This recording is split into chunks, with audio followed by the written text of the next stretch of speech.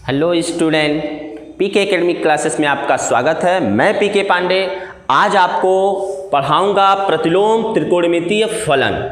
जी हाँ, जैसा कि आपको पता है क्लास 12 का मैथ्स स्टार्ट हो गया है, जिसमें से चैप्टर नंबर 2 चल रहा है। चैप्टर 2 है प्रतिलोम त्रिकोणमितीय फलन। ये आपका चैप्टर 2 है, प्रतिलोम त्रिकोणमितीय फलन। पहला चैप्टर मैंने पढ़ा दिया है जो कि फलन तथा संबंध से रिलेटेड था। अब हमारा टॉपिक है ये। अब हम देखते हैं, सबसे पहले इसका इंट्रोडक्शन देखते हैं कि इसमें कह क्या रहा है, इसको हम जरा समझते हैं। ठीक है, तो आइए देखते हैं प्रतिलोम त्रिकोणमितीय फलन। ऐसे सिस्टम में अगर हम देखें तो कह सकते हैं कि इसमें आप जानते हैं सब हम लेते हैं त्रिकोणमितीय। इसको अलग अलग पार्टों में कर रहा हूं, त्रिकोणमितीय। ये देख लीजिए, एक पार्ट ये हो गया, अगला पार्ट है प्रतिलोम, यानी एक पार्ट ये हो गया और अगला पार्ट है फलन। तो थोड़ा मैं समझा दूं, फलन वाला जो टॉपिक है, फलन क्या होता है तो आप जानते हैं फलन को f ऑफ x से लिखा जाता है। तो फलन वाले टॉपिक को हम पहले वीडियो में, यानी इसके पहले जो पहला चैप्टर था उसमें मैंने पढ़ाया है बहुत अच्छे तरीके से। अब हम समझते हैं प्रतिलोम। ये भी इसी चैप्टर में प्रतिलोम पढ़ाया है। क्या होता है, जैसे मान लीजिए f(x) बराबर, यदि मैं y बराबर fx लिख दूं, y बराबर अगर fx में लिखता हूं तो इसे कहते हैं एक फलन। अब क्या करें, जैसे मान लीजिए यहाँ एक मैपिंग a है, यहाँ पर एक मैपिंग क्या है b है, यहाँ से एक इस पे फलन f है। ये मान लीजिए f मैप कहाँ से कर रहा है, a से b में। मान लीजिए यहाँ पर कोई x है, यहाँ पर कोई y है, तब ये कंडीशन क्या होता था, इस पे अप्लाई होता था f ऑफ x और ये इक्वल टू हो जाता था y। वही मैं लिखा हूँ y बराबर fx, इसका मतलब f एक फलन है। अब मैं क्या कर रहा हूँ, इस f को इधर जब भेजूंगा तो f ऑफ इनवर्स के रिस्पेक्ट में, यानी f of -1 of y is equal to x हो जाएगा। तो इसे ही हम कहते हैं प्रतिलोम। यानी कि कोई भी फलन, ये क्या है, प्रांत है और ये क्या है, परिसर है। आप देख रहे हैं जो भी बनेगा, टोटल तो को डोमेन है, सह प्रांत है, लेकिन केवल जिसके रिस्पेक्ट में बनता है वो परिसर। तो देख सकते हैं कि प्रांत और परिसर के रिस्पेक्ट में, तो क्या क्लियर हुआ कि f of inverse of y is equal to, आपको पता चल गया कि प्रतिलोम ऐसे प्राप्त होगा। यही चीज हमको यहां दिखाना है। तो क्या हम दिखाते हैं, यहां पर देख सकते हैं कि यहां पर फैक्ट हमको क्या मिल रहा है। आइए, अब फलन समझ गए, प्रतिलोम समझ गए, अब हमको समझना है त्रिकोणमिति क्या होता है। जी हाँ बच्चों, त्रिकोणमिति क्लास 10th में आपको, जो बच्चे इस समय क्लास 12th में होंगे वो 9th में थोड़ा बहुत त्रिकोणमिति पढ़े होंगे। उसके पहले त्रिकोणमिति 9th से ही था, लेकिन अब आपका 10th से स्टार्ट हो गया है। तो वैसे फिर भी मैं यहाँ पर आपको बता देता हूँ कि त्रिकोणमिति के रिस्पेक्ट में ये है क्या। तो कहते हैं कि त्रिकोणमिति जो होता है वो sine theta, cos theta, tan theta, cot theta, sec theta, cosec theta. तो इनके रिस्पेक्ट में आप जानते थे sine, cos, tan, cot, sec, cosec, ये त्रिकोणमिति है। अब इसी को हमको क्या करना है, ये फलन है, ये अनुपात जो प्राप्त हुआ है त्रिकोणमितीय अनुपात, इसे ही हम त्रिकोणमितीय फलन भी कहते हैं। क्योंकि हमको प्रतिलोम त्रिकोणमितीय फलन लेना है, यानी इसी का उल्टा लेना है। तो जरा यहां से हम ध्यान दें कि साइन थीटा का मतलब होता है, यहां पर ये क्या है, कोण है। तो क्या पता चल रहा है कि त्रिकोणमिति का जो ऑपरेटर है वो किस पे अप्लाई हो रहा है, कोण पे। और ये कोण कोई ना कोई मान अप्लाई करके कोई ना कोई यहाँ वैल्यू देगा। जैसे मान लीजिए यहाँ 30 अंश रख दें तो साइन 30 अंश का मान आपको पता है कि 1/2 होता है, तो यहां मैं 1/2 लिख दूंगा, मतलब यहां कोई ना कोई मान, तो वह मान लेते हैं x है। क्लियर। तो माना साइन थीटा बराबर x हो गया, तो यहां से ये इसका क्या है, मान है। यानी जब भी किसी कोण पे यदि हम साइन को अप्लाई कर रहे हैं तो आपका एक मान आ रहा है x, और इस x के रिस्पेक्ट में यदि बदलेंगे, ये साइन इधर कन्वर्ट करेंगे तो हो जाएगा theta is equal to sine, और जब ये इधर जाएगा तो इनवर्स ऑफ x। क्लियर हो गया, यानी theta is equal to sine inverse of x। इसे पढ़ते हैं इनवर्स ऑफ साइन x। ये होता है पढ़ने का, यानी कि साइन x का प्रतिलोम। तो यहां से क्या देखने वाला है, यदि मान पे अप्लाई हमने कर दिया, ये क्या है, मान, और ये क्या है, कोण। जब मान पे हम उसके उल्टा त्रिकोणमिति अप्लाई किया तो ये थीटा मिल गया। तो कहने का मतलब जब भी किसी वैल्यू पे त्रिकोणमिति अप्लाई करते हैं और उससे कोई ना कोई कोण प्राप्त होता है, तब उस सिस्टम को हम क्या कहते हैं, इनवर्स यानी कि प्रतिलोम कहते हैं। और साइन यानी कि त्रिकोणमिति के रूप में दिख रहा है, इसका मतलब प्रतिलोम त्रिकोणमितीय फलन। तो ये आपका फैक्ट प्राप्त हो गया। जरा एक चीज मैं यहां से बताना चाह रहा हूं, जैसे मैं आपसे कह दूं कि आप यहां से अगर देखना चाहते हैं कि मान लीजिए यहां पर a इंटू बी है बराबर c है, तो जब इसको इधर भेजेंगे तो b बराबर c बटे a होगा, और जब इसको ऊपर भेजते हैं तो आपको पता है इसके पावर 1 है, इसके पावर 1 छिपा, जब ऊपर जाएगा तो a के पावर -1। इसे ही तो इसका उल्टा व्युत्क्रम बोलते हैं, प्रतिलोम बोलते हैं। तो इसका मतलब ये व्युत्क्रम जो है, इसी को हम इस रूप में यदि लिखेंगे तो साइन इनवर्स ऑफ x। तो यहां से एक नोट निकल के आ गया कि यदि साइन इनवर्स ऑफ x है तो इसको ऐसे हम नहीं लिख सकते, ऐसे नहीं लिख सकते कि साइन x के पावर -1, इसका मतलब ये इनवर्स नहीं। इसका मतलब क्या है जरा समझिए, ये दोनों कभी एक दूसरे के बराबर नहीं होंगे। यह एक ऑपरेटर है और बल्कि यह कोई ना कोई एक मान दे रहा है। जैसे देखिए साइन इनवर्स, साइन x का inverse is equal to whole power inverse is equal to, इसको 1 बटे साइन x लिखेंगे और 1 बटे साइन x को हम लिखते हैं कोसेक x। तो ये देखिए एक अलग ऑपरेटर दे दिया, इसका मतलब ये सही नहीं, इसको हम ऐसे नहीं लिख सकते। तो हमारे लिखने का तरीका यही है। इसको हम आगे बढ़ाएंगे तो क्या करेंगे, आइए जरा देखते हैं। जी हाँ, हम क्या देख रहे हैं, प्रतिलोम त्रिकोणमिति फलन अब हमारा टॉपिक है। तो इसका मतलब अब हम लिख सकते हैं कि sine inverse x, cos inverse x, tan inverse x, cot inverse x, sec inverse x and cosec inverse x। तो आपको देखने में आ गया sine, cos, tan, cot, sec, cosec, इतने सारे फैक्ट हैं आपके पास। इन्हें ही हम कहते हैं प्रतिलोम त्रिकोणमितीय फलन। और ध्यान दीजिए, इसमें से जो 3 है यही मेन है, ये जो 3 है यही मुख्य रूप से होता है, ये इसका व्युत्क्रम होता है। ठीक है, तो इस चीज से रिलेटेड सबसे पहले इनसे ये जो मान दिया है x के x यानी जो मान दिया है, इनसे रिलेटेड हम कुछ मान पढ़ेंगे। ठीक है, तो हम आगे देखते हैं कि क्या ये फैक्ट दे रहा है। जरा ये देख लीजिए, a और b, यहां से ये मैपिंग है f, यहां पर x है, यहां पर y है। जब y से यानी यहां से एक मैपिंग ले लें, f इनवर्स इसे कहेंगे प्रतिलोम। ध्यान दीजिएगा, ये क्या है, प्रांत है, और ये क्या है, परिसर है। क्या है, परिसर है। तो आप देख रहे हैं कि प्रांत से परिसर में क्या कहला रहा है, फलन कहला रहा है, लेकिन परिसर से जब ले रहे हैं प्रांत में तो ये आपका प्रतिलोम फलन कहला रहा है। ध्यान दीजिएगा इस चीज को। और यही चीज जब त्रिकोणमिति के लिए अप्लाई करते हैं, यहां मान लीजिए साइन ऑफ x है तो यहां साइन इनवर्स ऑफ y, तो यानी कि अगर त्रिकोणमिति के लिए अप्लाई करते हैं तो इसे हम प्रतिलोम त्रिकोणमितीय फलन कहते हैं। सिंपल तरीके से जो फलन का प्रांत होगा वो इसका क्या कहलाएगा, परिसर कहलाएगा, क्योंकि यहां आके मिल रहा है। और जो इसका परिसर होगा फलन का, वही प्रतिलोम का क्या कहलाएगा, प्रांत कहलाएगा। तो इन सारी चीजों को मैंने समझा दिया कि कैसे क्या हमको पढ़ना है। अब इनसे रिलेटेड कुछ मुख्य मान होंगे, मैं आपको इससे रिलेटेड कुछ नोट्स आपको दूंगा। तो कहने का मतलब अगर आप इसको समझ गए हैं, फिर से एक बार मैं समझा दे रहा हूं, प्रतिलोम त्रिकोणमितीय फलन होता क्या है। कहते हैं कि त्रिकोणमितीय फलन का व्युत्क्रम उसी के रिस्पेक्ट में उल्टा अगर निकालेंगे तो प्रतिलोम फलन कहलाएगा, यानी प्रतिलोम त्रिकोणमितीय फलन। तो आइए अब हम आपको कुछ नोट्स दिखा रहे हैं, उस नोट्स में आप इससे रिलेटेड टॉपिक को पढ़ेंगे। तो ये आगे देखते हैं नोट्स। जी हाँ, तो ये आपका जो चैप्टर 2 है प्रतिलोम त्रिकोणमितीय फलन, आप इसका इंट्रोडक्शन देख सकते हैं। ये सारी चीज़ें मैं आपको पढ़ा चुका हूँ अभी।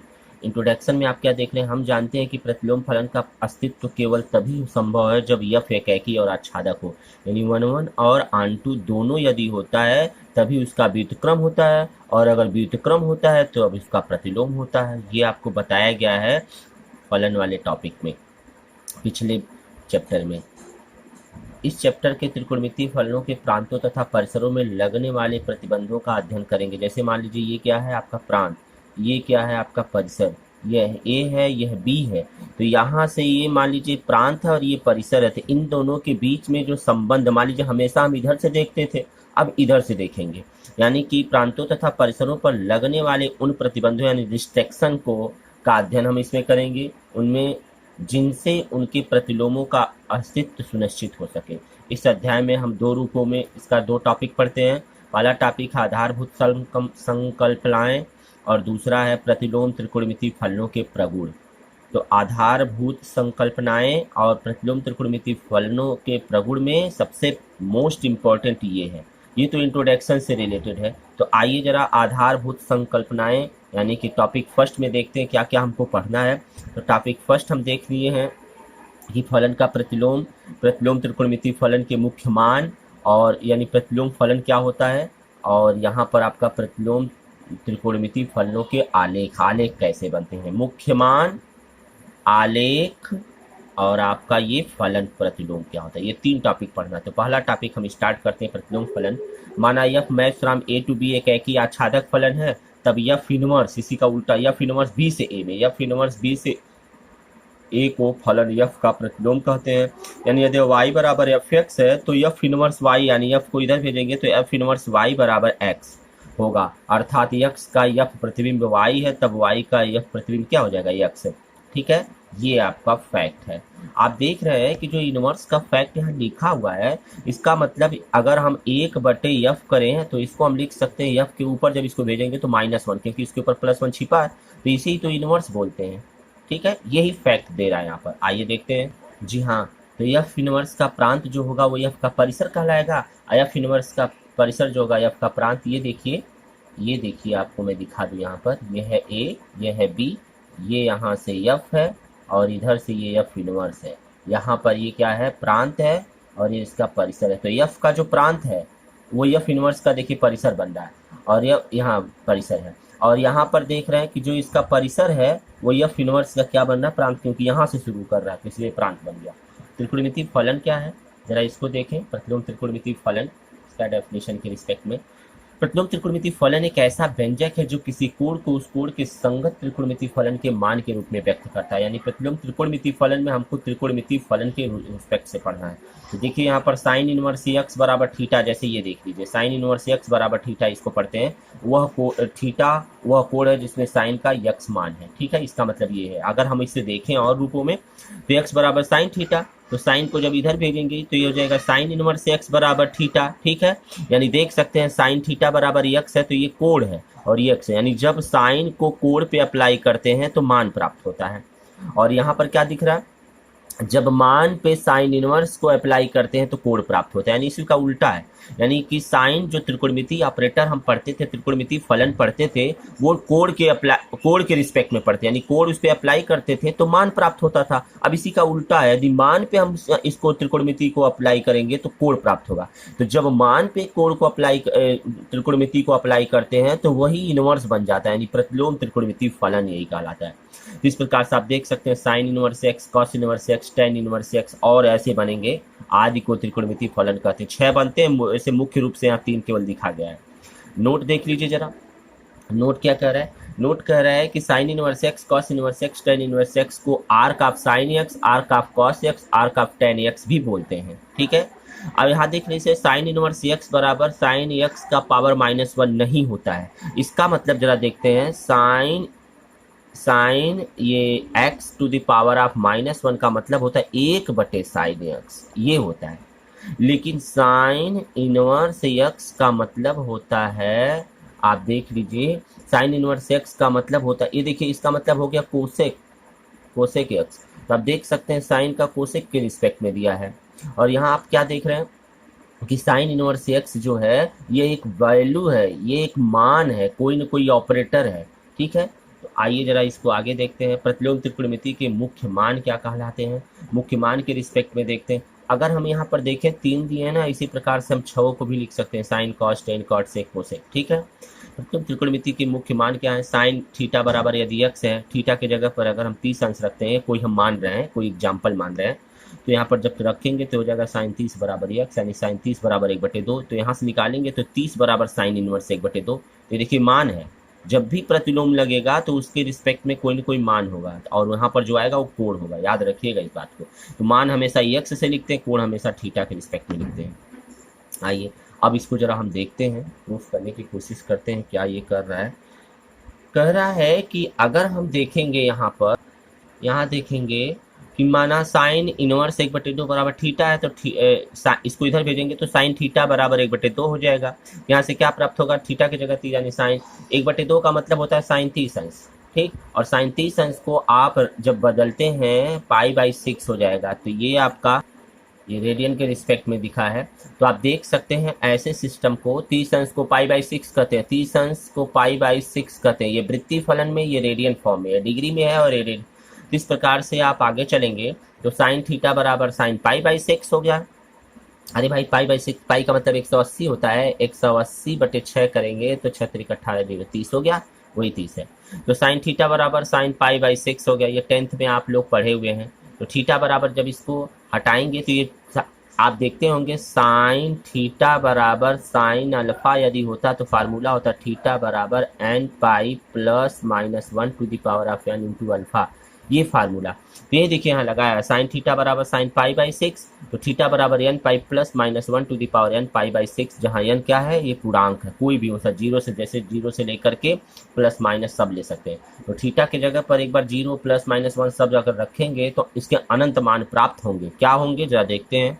जी हाँ, अतः साइन इनवर्स 1/2 थीटा में थीटा के जगह पर क्या लिखेंगे, मान रखेंगे तो π/6 हो जाएगा, 5 π/6 हो जाएगा, -11 π/6, 13 π/6, यानी सब पे जो इसका मान आएगा 1/2 ही आएगा इन सब पे रखने पे।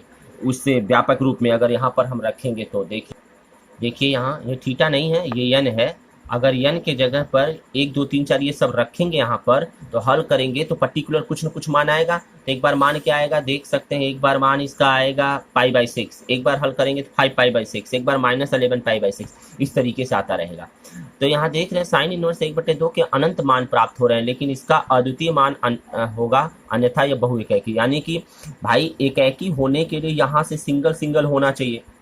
तो ये देखिए यहाँ से थीटा के मान पे इतने सारे मान, यहाँ मान लीजिए आपका क्या है 1/2 है, तो यहाँ पर क्या मिल रहा है π/6 मिल रहा है, यानी ये भी π/6 पे जा रहा है, फिर 1/2 5 π/6 पे जा रहा है, फिर 1/2 -11 π/6 पे जा रहा है, फिर 1/2 जो मान है वो 13 π/, यानी ऐसे करते हुए जो ये मान मिल रहा है ये सब परिसर के रिस्पेक्ट, ये सब देखिए मिल रहा है। इसका मतलब क्या पता चल रहा है कि एक ही के बहुत सारे, यानी मेनी वन हो गया। तो देखिए अन्यथा मेनी वन प्राप्त हो जाएगा। तो इसलिए हमको क्या करना होगा, अद्वितीय मान ज्ञात करना होगा। इसके लिए साइन इनवर्स x का मान, तो देख लीजिए अगर मान देखते हैं मान के रिस्पेक्ट में तो -5 यानी इसके रिस्पेक्ट में -π/2 π/6, ठीक। ये देखिए इतने सारे हैं। इसमें से किसी एक अंतराल को यदि हम लेते हैं तो प्रत्येक x के लिए साइन इनवर्स का केवल एक मान प्राप्त होना चाहिए। अतः यहाँ पर हम अंतराल अगर हम ये वाला पकड़ते हैं तो इसे हम कहते हैं मुख्य मान या मुख्य शाखा, मुख्य शाखा इसे बोलते हैं, मुख्य शाखा यहीं से बनता है। अब इसी मुख्य शाखा में पर्टिकुलर ये बहुत सारे पार्ट हैं, इनमें से एक पार्ट हमने पकड़ लिया और इस पे जो मान निकालेंगे वही मुख्य मान कहलाएगा, तब साइन इनवर्स x का मुख्य मान कहलाता है, ठीक है।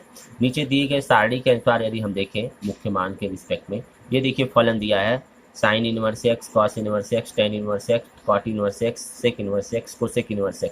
यहाँ उसका प्रांत दिया है -1 से 1, यानी कास साइन का मान -1 से 1 के बीच में वेरी करता है, कास का मान -1 से 1 के बीच में, टेन का मान r पूरे r पे, मतलब कोई भी मान हो सकता है, कॉट का मान पूरे r पे क्योंकि अनंत तक जाता है ना ये, और सेक का मान r में से यदि इसको घटा देंगे ओपन इंटरवल को तो बचेगा जो मान वो सेक के रिस्पेक्ट में, कोसेक में r में से इसको घटा देंगे जो बचेगा वो हो जाएगा, क्योंकि ये दोनों निकालेंगे ना, तो ये दोनों यहाँ देखिए निकाल दिए। अब देखिए जरा इसका परिसर देखते हैं। परिसर का मतलब ये ऐसे है, तो इसमें ये है -1 से 1 तक, ये एक साइन के लिए है, और यहाँ पर परिसर है, परिसर का मतलब यहाँ से ये ऐसे मैपिंग कर रहा है, यानी साइन इनवर्स x के रिस्पेक्ट में। तो यहाँ फलन हो गया f की जगह साइन इनवर्स x, यहाँ -π/2 से π/2 है, ये इस तरीके से। इसे कहते हैं क्लोज इंटरवल और इसे कहते हैं ओपन इंटरवल, यानी ये ओपन इंटरवल है और ये क्या है, क्लोज इंटरवल है। तो क्लोज का मतलब ये दोनों पॉइंट भी इसमें आते हैं, इनके बीच में जितने, जैसे मान लीजिए क्लोज्ड मैंने लिख दिया 3 और 7, तो इसके अंदर 3 भी आएगा, 4 भी आएगा, 5 भी आएगा, 6 भी आएगा, 7 भी आएगा। लेकिन अगर यहाँ लिख दिए 3 और 7, इसका मतलब 3 और 7 छोड़ करके 4 5 6 केवल आएगा, ठीक है ना। यही होता है ओपन और क्लोज्ड, ये क्लोज्ड हो गया, ये ओपन हो गया।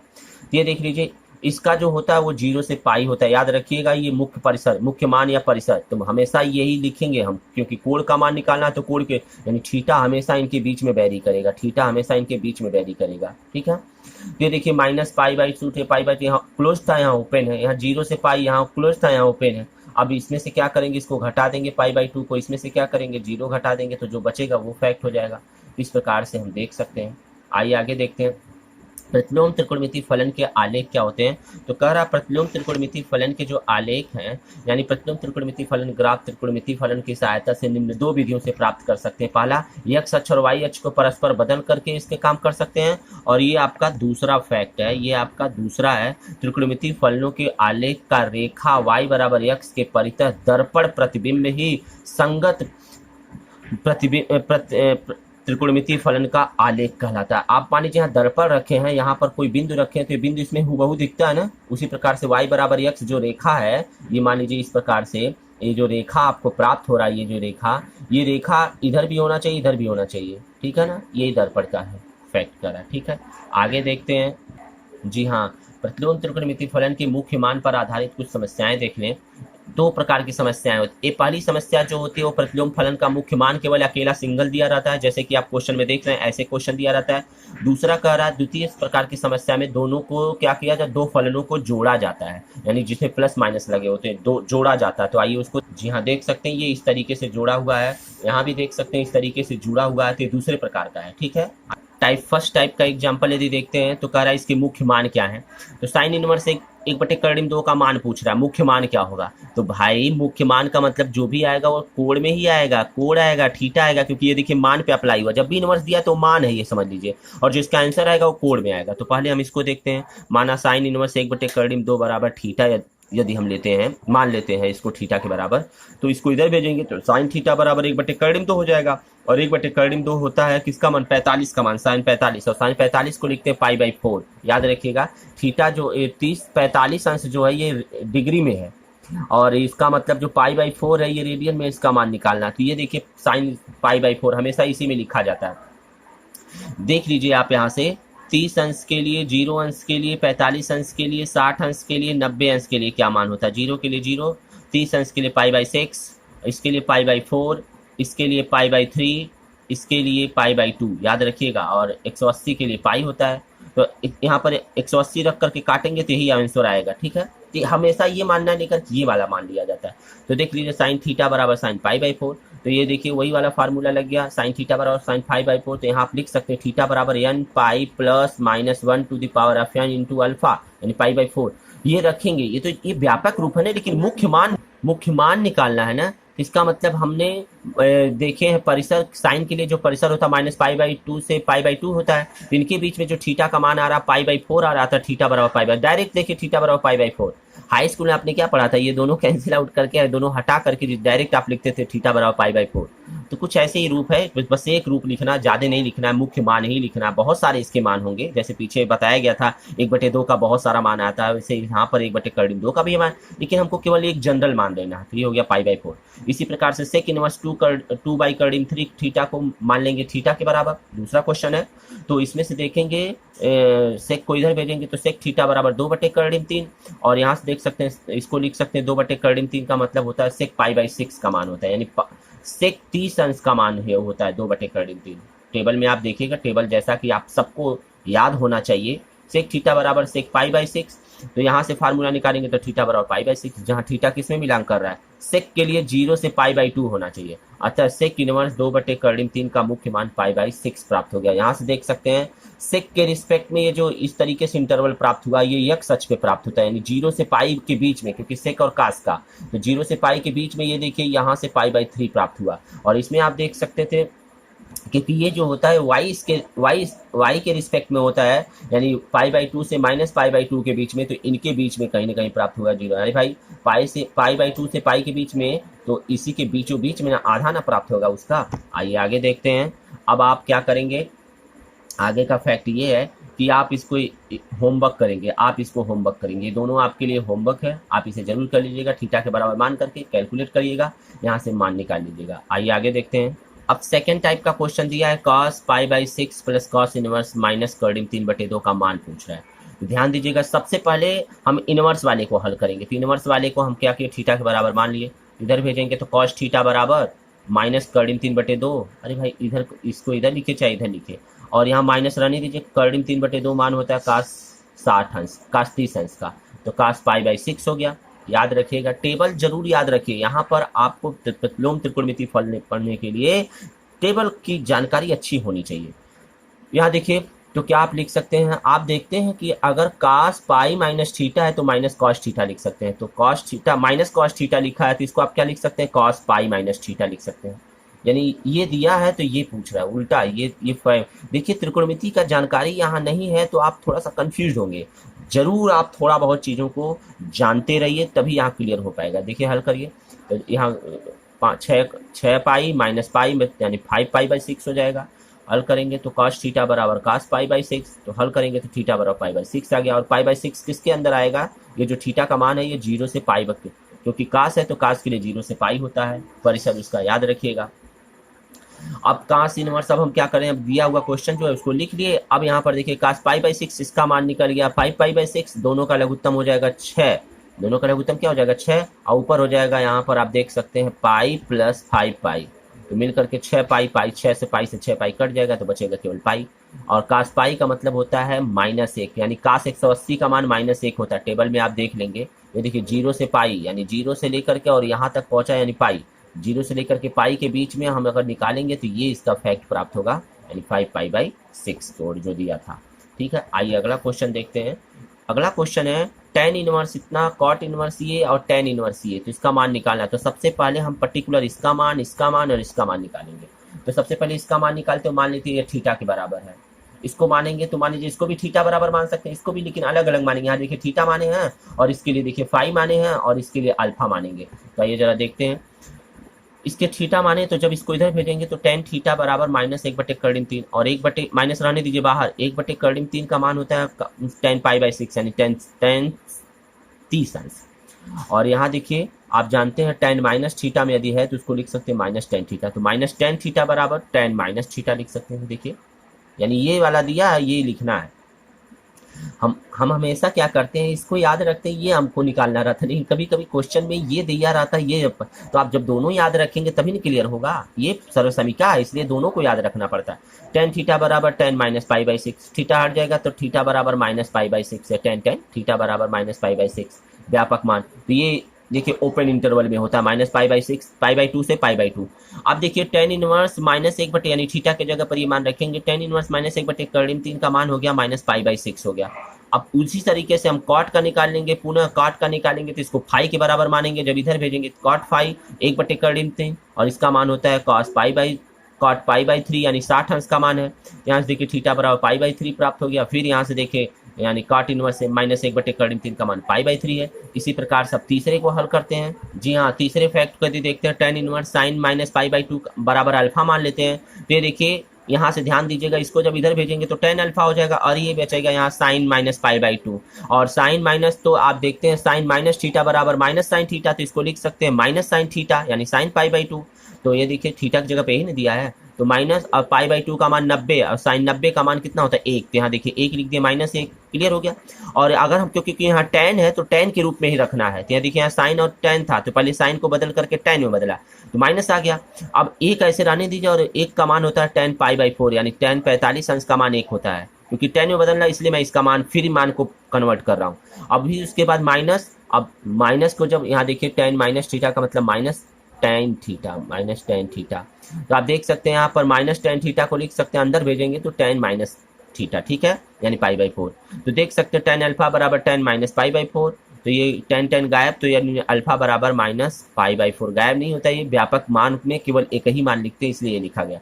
जहाँ अल्फा किस में आ रहा है -π/2 से π/2 के बीच में यानी tan, तो आप देखिए इसका मान प्राप्त हो गया यानी कितना -π/4। अब तीनों मान उठा करके ला करके यहाँ रखेंगे तो -π/6 इसका आया है, π/3 और -π/4। तो ये जब मान रखेंगे यहाँ पर तो हल करेंगे, 6 3 4 का लघुत्तम 12 हो जाएगा, 6 दूनी 12 2 आएगा, 2 से इसमें गुणा करेंगे -2π, 3 चौक के 12 4 आएगा, 4 से इसमें गुणा करेंगे 4π, 4 तिहाई 12 3 आएगा, 3 से इसमें गुणा करेंगे -3π।